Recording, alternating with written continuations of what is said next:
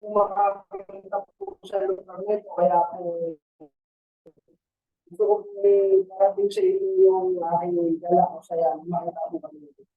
Tulad niyo po, salamat po sa pagdalo niyo na pinautakan niyo po yung salita ng Diyos na mapakinggan ninyo, mapagkakalan, at para mapagsamba tayo sa ating Panginoon, pinakamakapangyarihan sa lahat ng ibigay sa atin ng lahat ng bagay na ito at buwan. So sa umaga po ito, I'll be talking about the battles because I know each one of us has a battle to fight.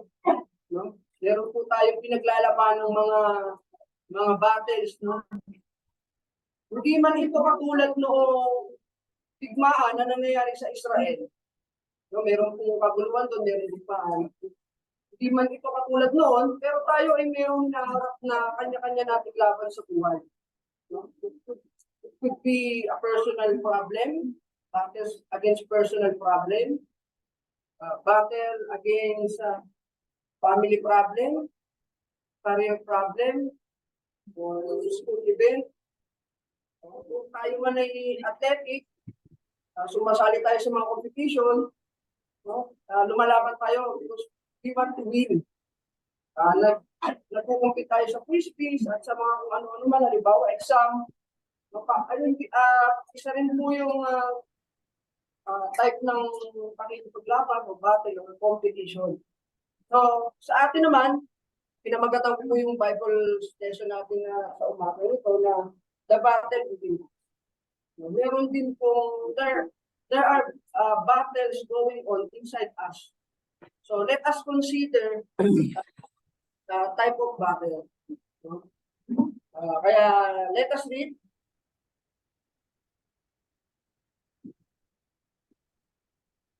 Let us read Romans chapter 7, verse 20-25.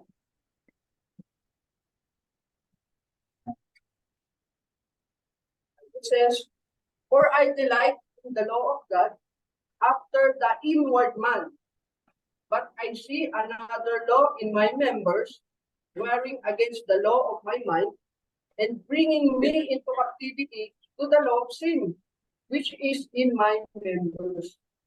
So dito, tinatalakay po ni Apostol Pablo yung kanyang, mabuti po basahin din natin sa Tagalog, sapagkat ako'y nagagalak sa kautusan ng Diyos ayon sa pagkataong loob.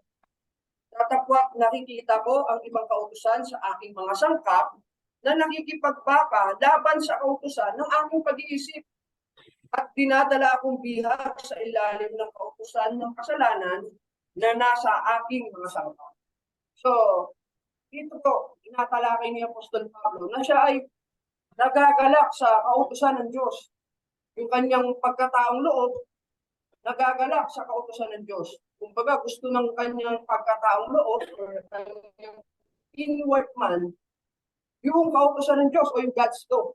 Samantalang yung kanyang sangkap, sabi niya, nakikita ko ang aking mga sangkap na may ibang kautusan na nakikipagbaka laban sa kautusan ng aking pag-iisip. So, mayroong conflict o mayroong battle between his inward man, yung kanyang pagkataong loob, doon sa kanyang mga. At ang sabi pa doon, dinadala akong bihag sa ilalim ng kautusan ng kasalanan nitong aking mga sangkap. So dito po, pinapakilala sa atin ni Apostol Pablo yung ating lumapili, no? Sa ating pa ng pagkatao, meron tayong inward man, meron tayong pagkataong loob. Sa ating sarili, merong laban na nagaganap. There's a battle going on inside us. So let us illustrate that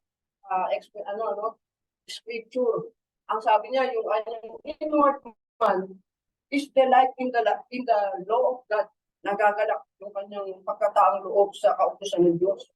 Ngunit, laban naman yung kanyang sangkap. My other members is against the law of my mind. My other members bring me into captivity to the law of sin. Dinadala akong bihag sa kautusan ng kasalanan. So, meron talagang pagtatalo. So, parang, for example, sa atin, no? Parang sa kaibuturan natin, gusto natin umattend ng church service, gusto natin pumunta dito. Pero parang meron sa katawan natin na parang tinatamad tayo, nakakaramdam tayo ng pagkatamad, na parang bang ang dami namang hindrances, ang daming sagabal. Pero sa kaloob-loob ko, gusto kong pumunta, pero parang nakakaramdam ako ng katamaran. Parang mayroong paglalaban. So, yun po yung isang example. Let us give another example. Yung pong, halimbawa, ikaw yung taong umiiwas na sa mga bisyo. Alam mo sa sarili mo na ayaw ng Diyos yung mga bisyo ng paglalasing, paglalang mo sa mga kung ano-ano bisyo. Pero parang yung katawan mo, yung nahanap ng ganitong makalaman na pagnanasa. Pero alam mo sa kaibuturan mo, sa isip mo, na hindi ito gusto ng Diyos eh. Parang yun po, mayroong paglalaban. Mayroong naglalabang kautusan kung sa loob natin. Kautusan ng Diyos, yung righteousness and evil, yung good and bad. Naglalaban po yan sa loob natin. Yun yung pinapakilala ni Apostol Pablo tungkol sa mga sarili natin. Tinatalakay niyo yung kanyang experience na nakakamdaman niya. Yun. Katulad na limbawa, yung mga panganganin niya, yung pagtingin natin sa isang tao, sa isang babae na may pagnanasa o may masamang desire. No? Alam mo sa kaibuturan ng kalooban mo na ito ay masama. Hindi ito gusto ng Diyos para sa atin. Alam ko yung batas ng Diyos at nagagalak akong nito. Kaya alam para bang nagkakaroon ako ng masamang hangarin no, na naglalaban sa loob ko. Ano ba ang dapat kong sundin? Sa dalawang ito, ano ba ang dapat natin pagbigyang toon? No? Kasi kung ano yung pipiliin natin dyan, yun yung mananahit. No? Yun yung makikita sa kung anong ginagawa natin. So yan, pinapakita niyo yung dalawang individuality of nature na meron ng tao. No? Kaya, ano pa po ba yung sinasabi ng Biblia tungkol sa bagay na ito? No? Kasi dyan, nabanggit, may meron pala tayong pagkatao. So, tanungin pa po natin ang sinasabi ng Biblia tungkol po dyan sa dalawang nature o individuality na nasa loob na.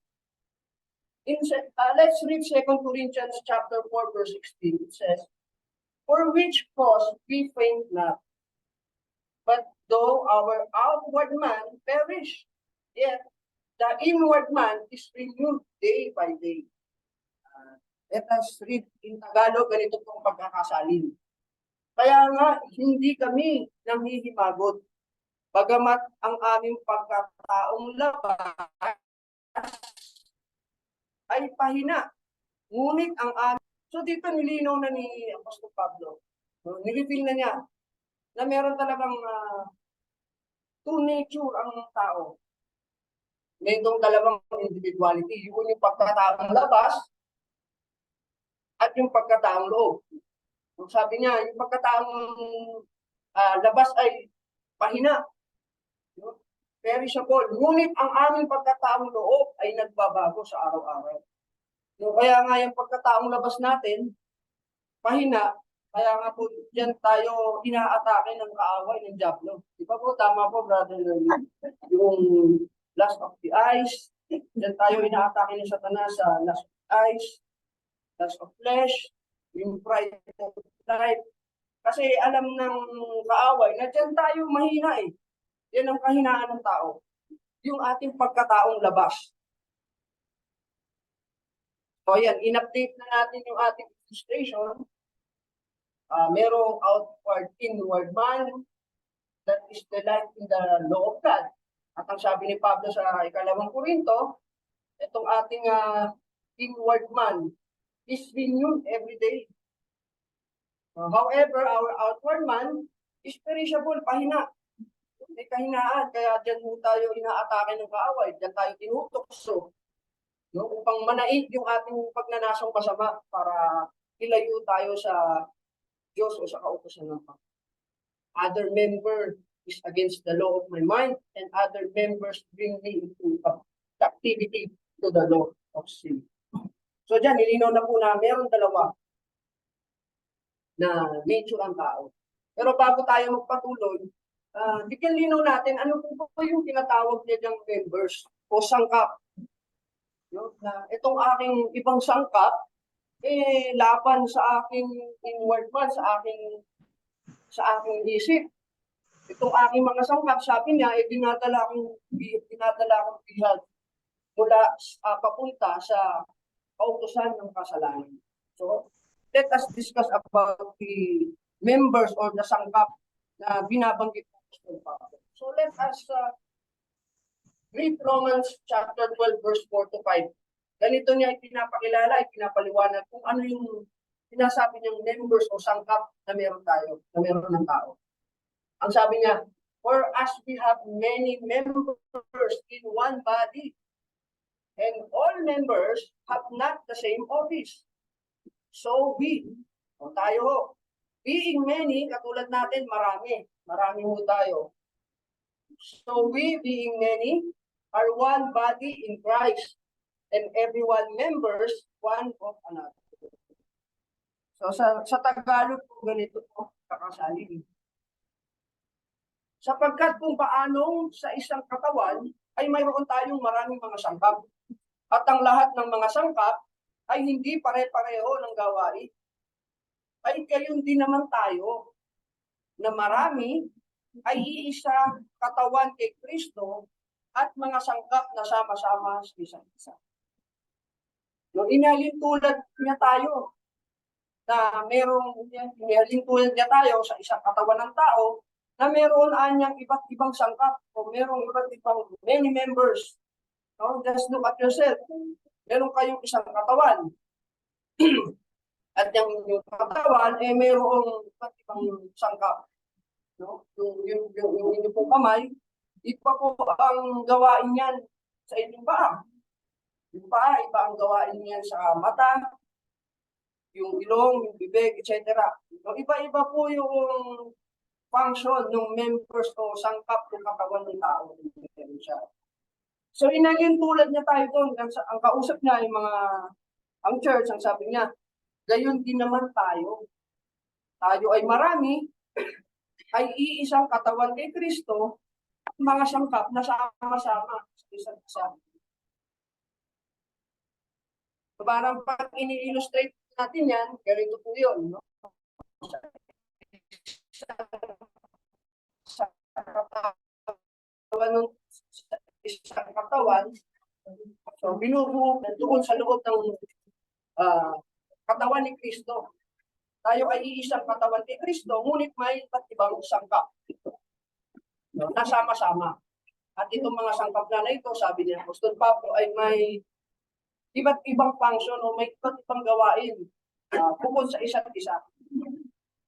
So, ganyan po natin may illustrate kung pinagpaliwanag ni Apostol Pablo tungkol sa sangkap o members of the body.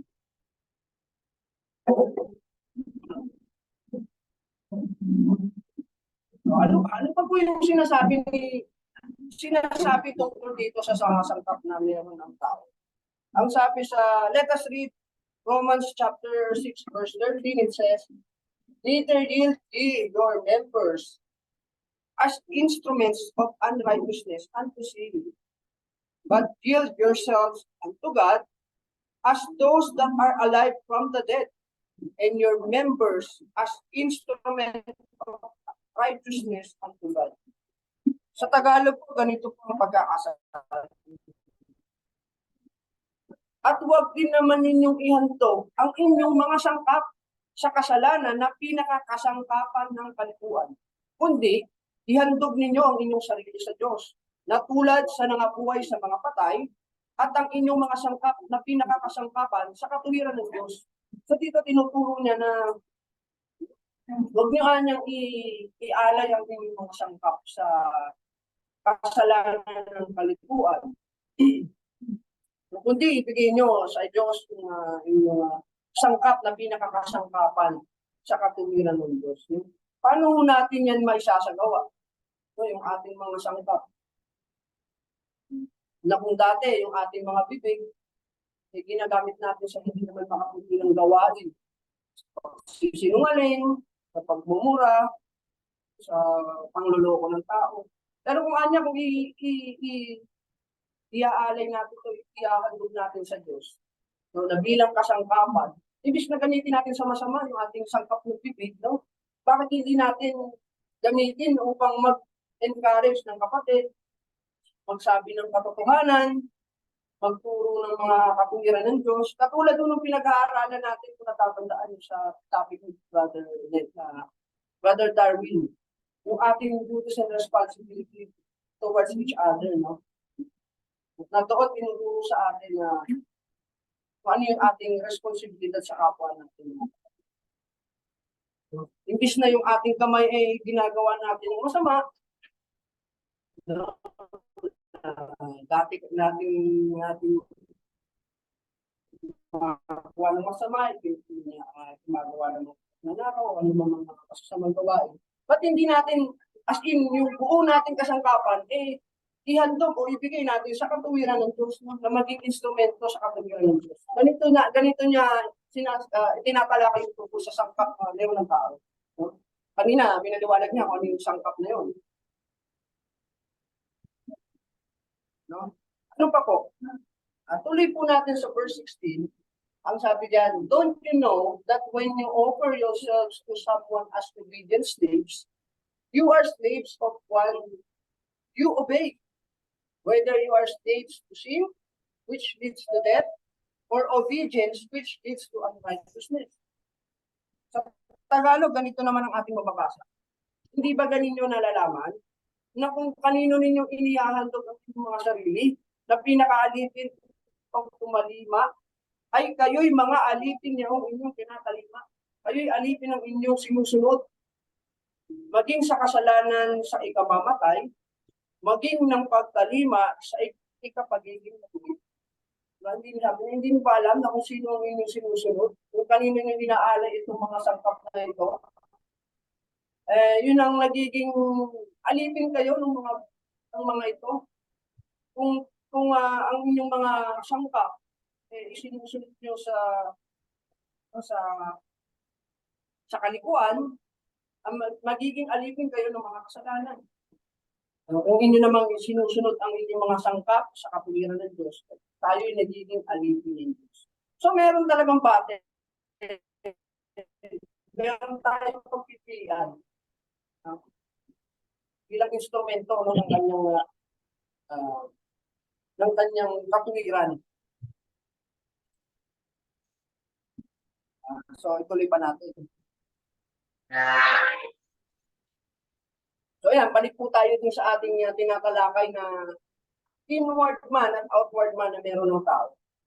No, diyan, yan, delight in the law of God. And every day, our members, yan, naintindihan naman natin nawa yung ibig sabihin niya po sa Pablo sa member o yung sangkap.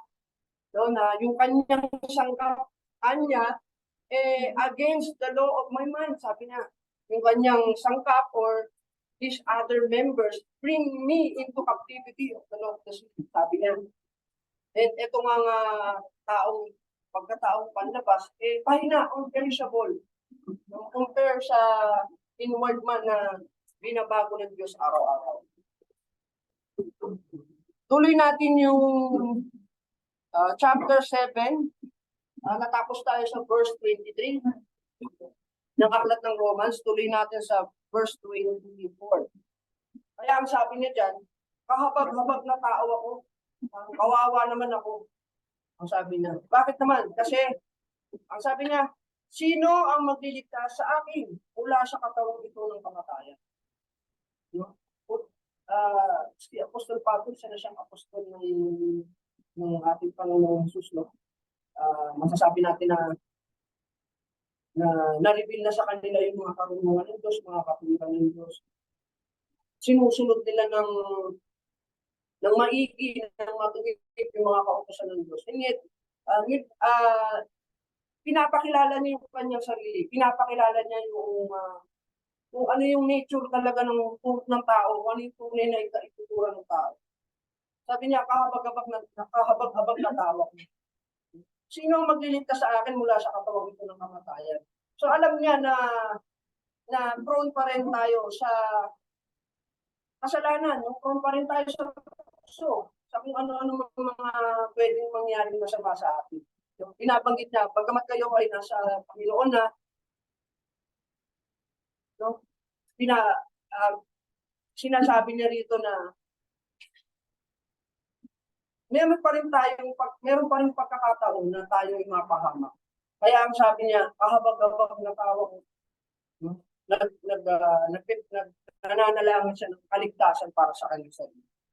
Kaligtasan na sino ang magliligtas sa akin mula sa katawang ito ng kamatayan. Verse 25. Sabi niya, ngunit salamat sa Diyos sa pamamagitan ni Jesucristo na Panginoon natin, kaya nga, ako mismo ay naglilingkod sa kautusan ng Diyos sa pamamagitan ng aking pag-iisip, ngunit sa pamamagitan ng laman ay sa kautusan ng kasalanan. So, conflict na naman po. Sabi niya, yung kanyang pag-iisip, naglilingkod sa pamamagitan sa kautusan ng Diyos. Samantalang yung kanyang laman, sa pamamagitan sa kautusan ng kasalanan. May conflict between this flesh and this mind. May pagtatalo mo talaga. Kaya meron talagang battle inside of us na merong labanan sa pagitan ng laman at ang ating pag-iisip. Kanyang pinapakilala sa kanyang mga talata. Inireveal na niya ngayon yung tungkol sa laman na sa pamamagitan ng laman ay sa kautusan ng kasalanan. No? Ano po yung sinasabi tungkol dito naman sa laman? Kasi binabanggit dun kanina sa Romans chapter 7, no? Inward man and outward man. Ano ho ba ang ibig sabihin nito? Ano ho ba itong mga dalawang bagay na ito? No? Kaya dito, tinatalakay niya kanyang continuation, no, sa chapter 8, verse 5 to 6. It says, those who live according to the flesh have their minds set on what the flesh desires. But those who live in accordance with the Spirit have their minds set on what the Spirit desires.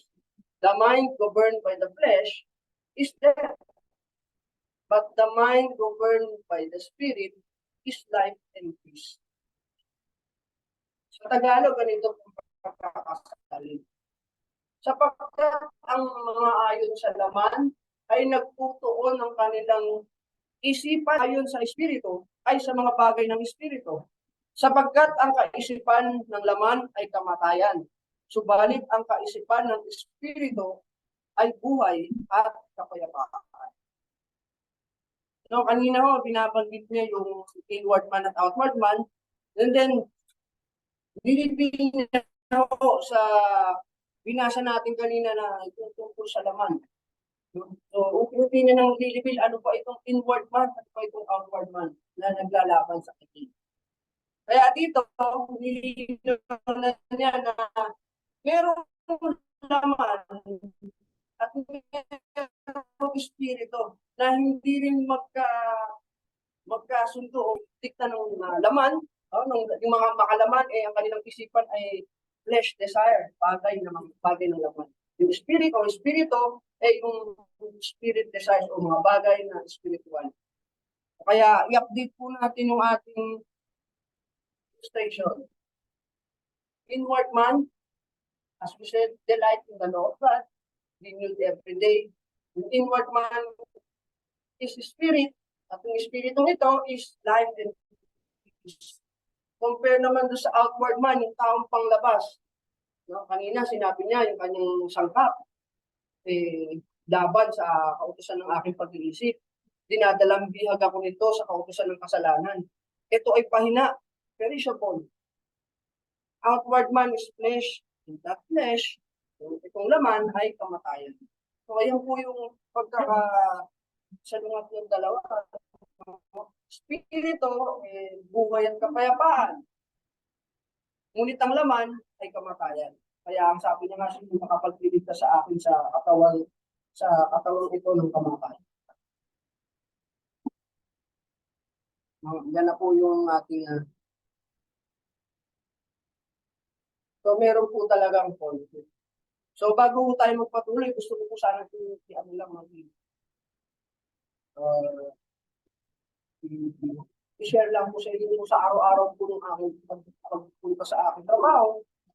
Iba-iba pong kaso yung aking na-encounter, na nalalaman kung ano-anong problema ng tao, may kaso ng mga pamahalan, ng mga broken marriages, hiwalayan ng mga mag-asawa, droga. Dito ko po na-realize yung realidad ng buhay. Nakapag sinunod pala ng tao yung kanyang makalamang desire, ganito yung nangyayari. Nakakagawa sila ng masasamang mga bagay dito sa kapwa. Na yung paggawa pala ng kasalanan ng tao, hindi ka lang sa Diyos nagkakasala eh. Hindi lang Diyos ang nagagalit, namumuot sa amin. Kundi nakakasira ka rin naman ng buhay ng tao.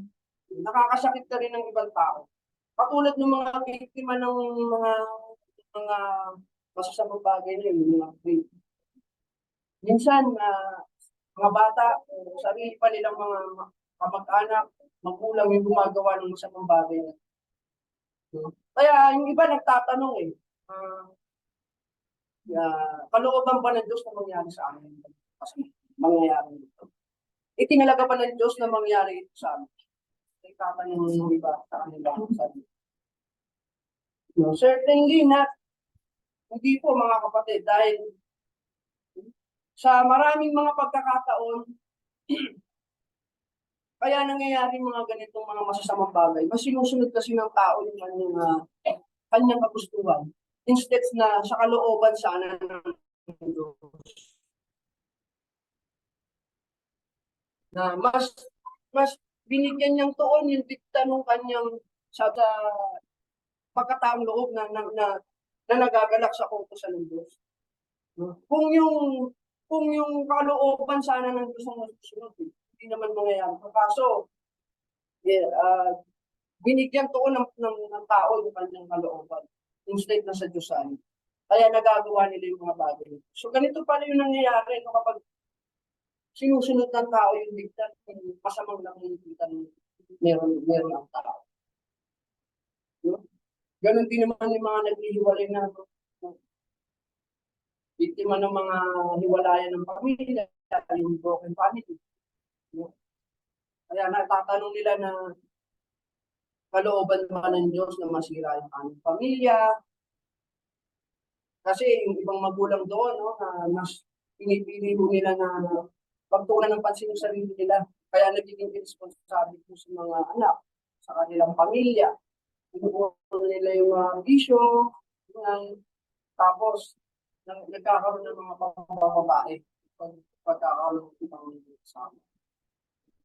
Ganun din naman sa mga magulang na encounter ko doon na meron silang mga anak na nalulung naman sa droga. Mahirap na nga po sila, mas lalo po silang nakikita tayo sa mga, alam niyo, yung mga pangyayari na ito. Kaya naitatanong nila sa sarili nila, pinalooban ba ng gusto ng mga pangyayari na sa mga. Kaya matatandaan ko po yung sinabi ng Diyos sa aklat ng Deuteronomy. Binigyan tayo ng kalayaan ng Diyos. Binigyan tayo ng kapangyarihan ng Diyos na pumili. Kung ikaw ay pupunta sa masama o pupunta sa Kanya sa kabutihan. Basahin po natin yung nasa Deuteronomy chapter 19. Aking tinatawag ang langit at ang lupa. Sabi niya, na pinakasaksila sa inyo sa araw na ito, na aking ilagay sa harap mo ang buhay at ang kamatayan, ang pagpapala at ang sumpa. Kaya't piliin mo ang buhay, upang ikaw ay mabuhay, ikaw at ang iyong bibig. Ang inilagay ng Diyos sa atin ano tayo eh, meron tayong kalayaang mamili. Ang sabi niya, andyan, buhay at kamatayan, pagpapala at sumpa, mamimili ho tayo. So, ang kalooban ng Diyos, ang sabi niya, piliin mo ang buhay. Pero yung iba daw talaga, mas pinipili na sumalungat doon sa kautusan ng Diyos. Kaya nga dito sa aklat na dyan, ang sabi dito, at ito ang kahatulan, na naparito ang ilaw sa sanlibutan, at inibig pa ng mga tao ang kadiliman kaysa ilaw, sapagkat masasama ang kanilang buhay. No?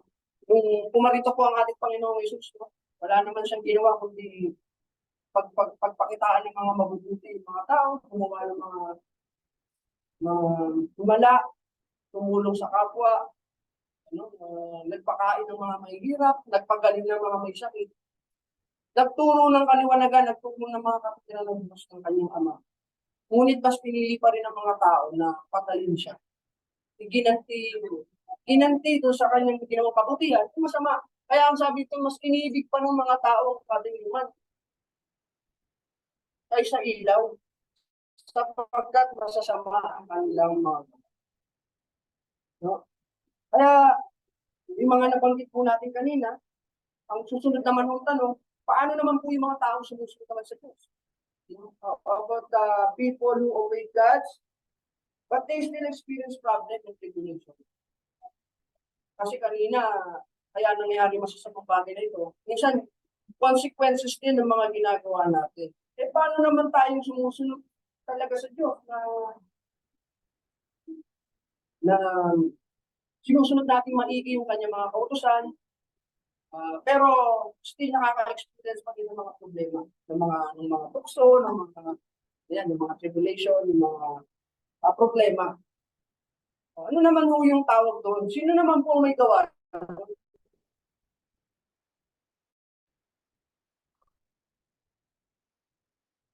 Ito ba'y gawa ng Diyos? Basahin po natin sa aklat ng Santiago, chapter 1, verse 13. Ganito po ang sinasabi. Huwag sabihin ng sino man, pagka siya ay tinutokso. Ako'y tinutokso ng Diyos, sapagkat ng Diyos ay hindi matutokso sa masamang bagay. At hindi rin naman siya nanunukso sa kanino man. Kaya, hindi Diyos ang may kasalanan kung nakakaranas pa rin tayo ng problema ng mga tukso sa buhay. Bagamat tayo sumusunod na sa Diyos, pinipilit natin makasunod sa kanyang mga alitutuin, still nakakaramdam pa rin tayo ng problema. Pero ang sabi diyan, hindi rin naman siya ang nanunukso sa kanino. Pero ano naman ang pagsaklolo ng Diyos para sa bagay na ito? Ito po. Ito na po siguro yung huli natin talata na babasahin para sa lesson na ito. Ang sabi diyan ay ganito. Hindi tumating sa inyo ang anumang tukso, kundi yaong matipis ng tao. Datapwat-tapat ang Diyos na hindi niya itutulot na kayo'y tuksoin ang higit sa inyong makakaya. Kundi, kalakip din ng tukso ay gagawin naman ang paraan ng pagkilag upang ito ay inyong mapis. No? Kung sabi niya, hindi naman hahayaan ng Diyos na pagdala tayo ng isang tukso o dumating sa atin ng isang tukso, isang bagay na hindi natin nahigit sa ating kaya. Sabi niya, kundi, kalakip nito, bibigyan na tayo ng kaparaanan para matiis, para maiwasan ng mga lampasan itong pagsubok dito. Yun yung pagsaklo ng Diyos ng tao nasa sa kanya. Pagamat meron tayong still makakapagkanis tayo ng problema, so, huwag kayong mag-alala dahil nandiyan pa rin yung pagsaklo ng Diyos na hindi tayo bibigyan ng tukso na higit sa ating makakaya. At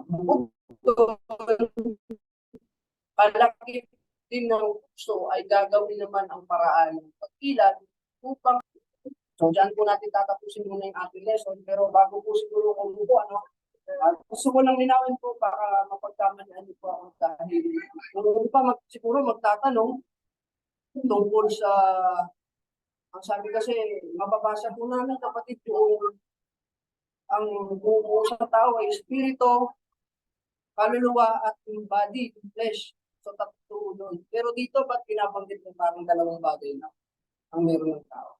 So, dito po tinatalakay ni Apostol Pablo, yung dalawang bagay lang naman na nagdidikta sa tao para piliin niya kung ano dapat niya gawin, ano dapat niya isipin.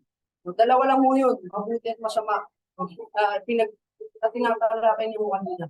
Yung dikta ho ng laman na masama, yung mga fleshly desire versus doon sa mga kagustuhan naman ng spiritual natin. Hindi po nagkakaroon ng conflict po sa lumatan doon sa mga talata na yun. Ang tao ay may spirito, aliwa, may flesh, may body. Dito, tinatalakay mo yung dalawa lang na nagtitikta sa atin. Na kung paano tayo kumilos, no? Ito ho yung dahilan.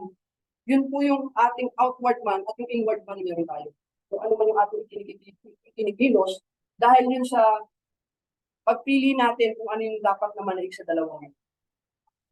So yung namang kung body, soul, and spirit, ibang topic naman po yun. So sana po hindi po ako nakapagbigay ng panituan sa bagay ngayon. At muli po maraming salamat po sa inyong oras at pakikinig sa mga ating po pagpapalan. Thank you.